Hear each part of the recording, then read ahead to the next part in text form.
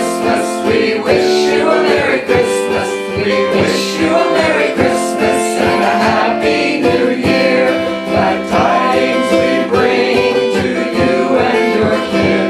Glad tidings for Christmas and a Happy New Year. Oh, bring us our meditation. Oh, bring us our meditation. Oh, bring us our meditation. Please bring it right now. We won't go till we're enlightened. We won't go till we're enlightened. We won't go till we're enlightened. So bring it on now. We wish you a Merry Christmas. We wish you a Merry Christmas. We wish you a Merry Christmas and a Happy New Year. Oh, I love that version. But I like that because it, Mic one. this one? Yes.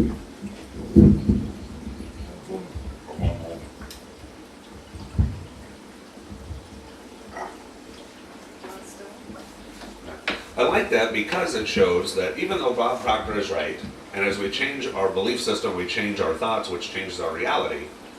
When we look at this kid putting together this little rap video, we see how our beliefs have automatically changed over the years. We didn't try and work. He didn't work to no longer believe that there was a band playing inside of the speakers of his car. I didn't have to work to figure out that the people on TV weren't actually in the TV. Right? What crazy ideas did we used to have? And not just individually, but he brings up a good point about Pluto. You know, we were raised with, here's your little solar system, and you put it out, and the last one out there is Pluto, and then the scientist said, no, it's not. We went, oh, okay, well, we all thought it was, but I guess it isn't, because you said so. Our belief systems continually change. Now, the reason that Mary and I were talking last night, that this is an incredible topic for right now, for the holiday season, is Christmas becomes a time of mile markers in our lives. We can look back and say, I remember when I believed wholeheartedly that Santa Claus came down the chimney, filled up the presents and the tree and the stockings, and I'm not saying he doesn't. I'm not saying he does, but I'm saying at one point I had one belief system, and at one point that belief system changed. When you think about Christmas, do you think first of this? Is this the first image that comes to your mind? Or maybe one of these? Or when you think Christmas, yeah, Christmas, you think about this guy. Or when you think about Christmas,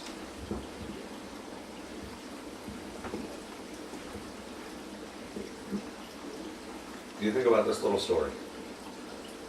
And this person who came, who, as we've talked over the last couple of weeks, transformed our world, literally ushered in a new age of thought, a new age of connecting with our Creator. There's no good, bad, right, or wrong. We're not talking about a judgment standpoint of, if you're a good person, you believe in this one first. If you're a bad person, you believe in this one first, or any of those things. It's simply a belief system. If what I identify first, think of Christmas, at one point was this guy. When I was a little kid, I thought about these things. And I knew it was coming close when I saw one of these get put up. It didn't mean I was a bad kid. What is our belief system, and how has it changed and evolved and grown over time? We all used to be somewhere. We all used to be somewhere other than here, because here didn't used to exist.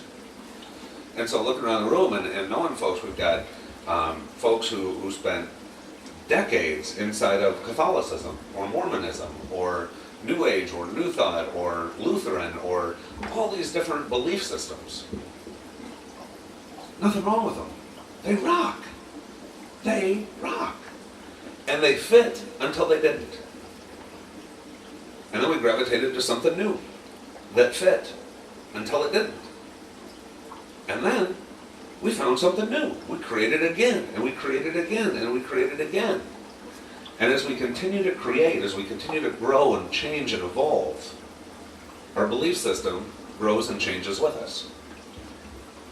When our belief system changes, it doesn't have to be work, like the kid in the video.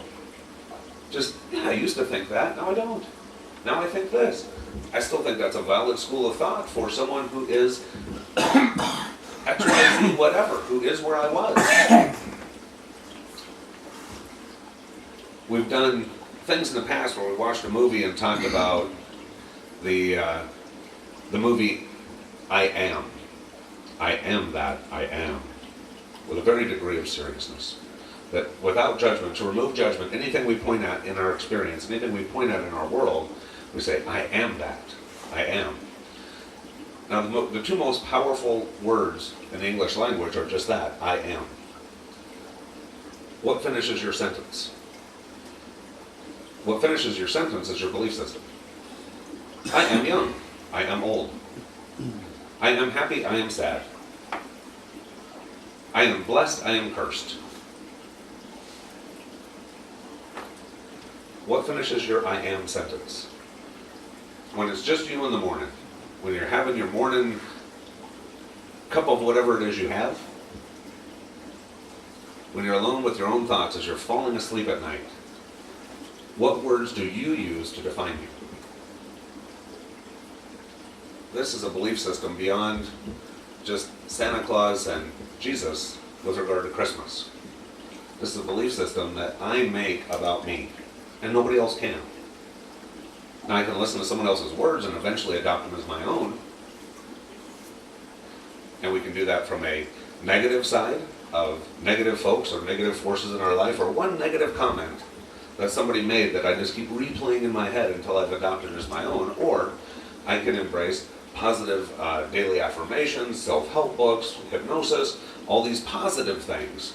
Coming to connections, hearing songs going, I resonate with this or that. I am this, I am that. Now when we look at our reality from a belief system standpoint, blows my mind. Blows my mind. Because we think we know stuff until we realize we don't. We think we know it's going to take X, Y, and Z before this can happen, and that can happen, and this can happen, and that can happen, and here's the steps you have to take. And as long as you believe it, you're right. And by goodness, you will go through each of these steps to get to where you're going, which is fine. Or you can change the belief system around it that then allows you to experience things in a different way. There is no limitation on this. If I believe my marriage sucks, and I say to myself, my marriage sucks, I'm going to create a marriage that sucks. No big surprise. If I say, my marriage rocks, oh my gosh, I am the most fortunate, lucky dude. I don't know how many karma points I cashed in from how many lifetimes to get that one, but I made the right move. And she'll feel it because I believe it, because I know that it's true. It's my truth. It's my belief system, which then will create this amazing marriage. Now, if she's not in alignment with that, then she'll leave and I'll get an amazing marriage with somebody else, because by goodness, I'm set to get an amazing marriage. That's where my free will can't trump her free will. But when you have two people who are resonating at the same frequency, who are saying the same thing in reverse, then you co-create it even faster. Inside of each of us have something we do that brings money in the house. We can say, oh, that's on autopilot. I don't do anything, my check shows up. And you can say that whether you're retired or whether you're working, whether you're an entrepreneur or whether you're an hourly wage person. When you believe, my checks just show up. My goodness, your checks just show up. When you believe, I work so hard for my money. I work so hard. And it is a struggle every step of the way. My goodness, it is. And none of us are immune to this. None of us are immune to our belief system being a filter for our thoughts. Because if we believe this thing, everything that comes into our experience resonates as truth because it's in alignment with our belief system. If my belief system says that money comes easily, marriage is rock, family is cool, then everything that comes into my belief system, into my experience that supports that belief system goes, well, that's true, because I'm right. I believe that, and here's all the proof that it's right. Now, same exact people, same exact circumstances, I can believe something different. And if I believe that marriage sucks, family sucks, and I gotta work really hard for cash, then everything that comes into my awareness that's contradictory to that, that says, no, family really is cool, and marriage really is cool, and money really is pretty easy. Nah, that's BS. That's somebody trying to sell you something right there. If it's too good to be true, it probably is. If it's blah, blah, blah, there's 1,000 things that will back up that belief system and then allow me to live it so that I can be right. My right starts with my belief system. Now, in those two very dramatic examples, which attitude would you rather be married to? Marriage sucks, blah, blah, blah. Or, oh my gosh, I'm the luckiest person on the planet to have you in my world. And not only am I saying that, it's not just lip service, I so fervently believe it that I want to actually act like it. Which person do you want to be in a relationship with? Now, here's the real goofball. Inside of yourself, there's a relationship. There's been times in my life that inside of me, my belief system said, boy, you're screwed up and you got this going on and that going on. It's going to take you a lifetime to undo this and that bad things that you did and blah, blah, blah, blah, blah, blah, blah, blah, blah. And there's other times in my life that I go, wow, I'm God's kid and life is good and this is happening and that's happening and I really dig me. Finally, I'm better than I used to be and I'm on my way to where I want to be. Which me do I want to have a relationship with? When I have the me that I want to have the relationship with inside me, when that me is front and center, I can't wait to spend time with me. When I'm the negative Nelly me, which we all get to be from time to time, when I'm the negative Nelly me, I can't wait to get away from me. Where's my newest distraction? Entertain me. I need to do. Let me drink. Let me do this. Let me do that. Let me do anything that makes me not spend time inside my own head. Make sure I don't get more than 2 seconds of silence in my life, because if I do, I hear my own voice and I don't like what I have to say. So let me sleep, let me eat, let me drink, let me entertain myself, let me do whatever to get away from me. Or, what can I do because I'm digging hanging out with me so much? How much of this other stuff can I turn off so I get a little more time with this cool person that is me? And then these other cool people, who I also dig, who I'm in alignment with. When we think of the things that, oh, there's no time. Fresh out of time, so much to do. I can get busy and stay busy for weeks on stuff that should take me about 32 seconds. When I think I got all the time in the world. My goodness, it's like I got all the time in the world. What are your thoughts? What are your beliefs and your belief system? To go back to that very first quote. Well, the very last quote from the very first quote. If you don't change your beliefs, your life will be just like this forever. Is that good news? There's a lot of areas of our life that probably is good news. Because we have worked hard to not be who we used to be and to be closer to who we want to be. And because of that, our belief systems have changed and evolved, and our thoughts have changed and evolved, and they're still changing and they're still evolving. But right now, maybe pretty darn good. But if you're like me, you look at some areas of life and go, ooh, I'm not sure I want this part and this part and this part to be this way forever. But these parts, I'm really glad. If those would be forever, that'd be sweet. These ones over here are the ones that need my attention. These ones over here are the belief systems that I've simply outgrown. We define our belief system based upon our perception of our experience. Our perception of our experience, not our experience. The belief and the meaning that we've assigned to our experience.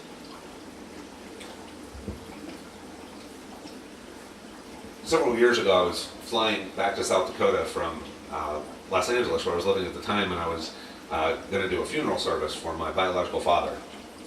And we're spreading his ashes and we're doing these things. And the very next day, I was driving by this house I used to own with this person I used to be with. And my goodness, there she was in the driveway in a bikini, washing a car. And my gut said, keep rolling, dude, keep rolling. And my body said, Perch, hello. And I went over and I said howdy, and there was our used-to-be family dog, and I bent down to pet this dog, and the dog jumped up and it removed my nose. Just that quick. Petting the dog, jumped up, stream of blood. A good chunks of my nose were gone. Suddenly I've got a shirt in my face, and my ex-girlfriend is driving me to the emergency room, and they're finding pieces and chunks of my nose, and they're sewing it all back together. And I was just laughing, and the doctor was like, what's going on? I say, I was just thinking that Mr. Potato Head's really got it figured out. We're good. Like, that's what was going through my mind. But I could have assigned so many. The event didn't change. I stopped by my old house. I saw my old dog. My old dog bit my nose. My nose was gone. It got sewed back together. It healed. I could have assigned any value to that whatsoever. I could have said, there is the proof. And X is an X for a reason, and don't stop back. God told you. That dog helped. Yeah, it did. Keep going. The value I chose to assign to it is I was back in South Dakota not only to release the ashes of my biological father, but also for a class reunion and all these things. And I had a really strong week planned in my mind with my buddies, drinking, having a darn good time, because that was my 1 week or 2 weeks, whatever, of vacation a year. And I was in early 20s, and my goodness, I was going to just have a good time. Well, when you suddenly are missing your nose, and on some fairly significant painkillers, all of a sudden drinking is not a very good idea. And all of a sudden going out to see all your buddies that you haven't seen in the last couple of years since you were out for a different reunion, not such a good idea. So instead I hung out with my grandpa, because my grandpa loved me enough to not care what my nose looked like. Well, during those couple of weeks, I got to see that Grandpa wasn't doing quite as well as Grandpa let on. And an hour or two at a time, Grandpa put up a pretty good show that he had life going on. We spend a day and a day and a day and a day and a day, and you see the ups and the downs and the what's really important here. And long story short, 2 weeks later, I gave my notice at work, and I moved back to that little town in South Dakota to be close to my grandpa. Because that was so important to me, and I wouldn't have even known it if it wasn't for that dog biting off my nose. What value I chose to assign to that experience sculpted my belief system around that experience. What experience, and this is why it's so important to reevaluate what our belief systems are. Because it's not bad that we outgrow an old belief system. At all.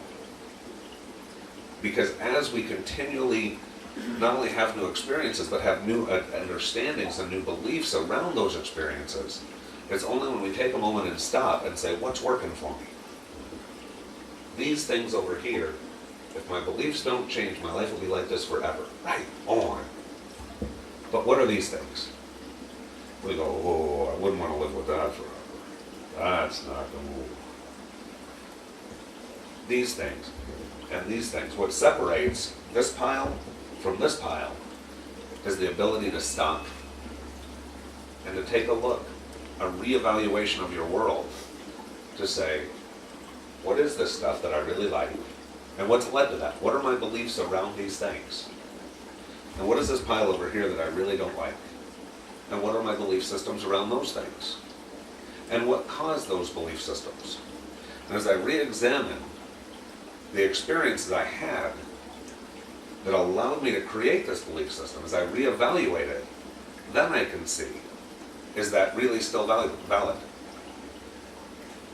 The experience is the same, but the way I view that experience has changed because I have changed. As I look at that thing, that experience, through the eyes of me now instead of the eyes of me that had that experience, I may see it very differently. And if I do, I can change it, and if I change it, then it goes from this pile over to this pile.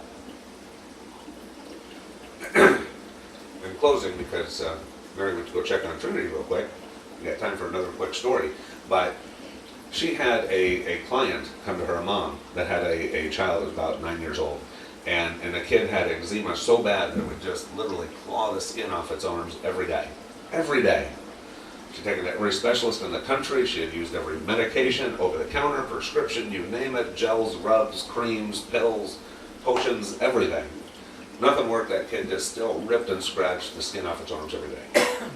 And she said to Mary, I don't know if you can help, but give it a shot. I'd do anything for my kid, not to hurt. And so she's doing a hypnosis session with this little 9-year-old, I believe 9-year-old child. And she'd use your imagination, go back to when you think. You know how Mary does what she does, that magic stuff, and got that kid in that safe place where it would go back to where it was. And my goodness, that kid remembered. They were 3 months old in a hospital for a checkup. Saw a little kid itching its arm, and its dad hugging it, saying, I love you so much.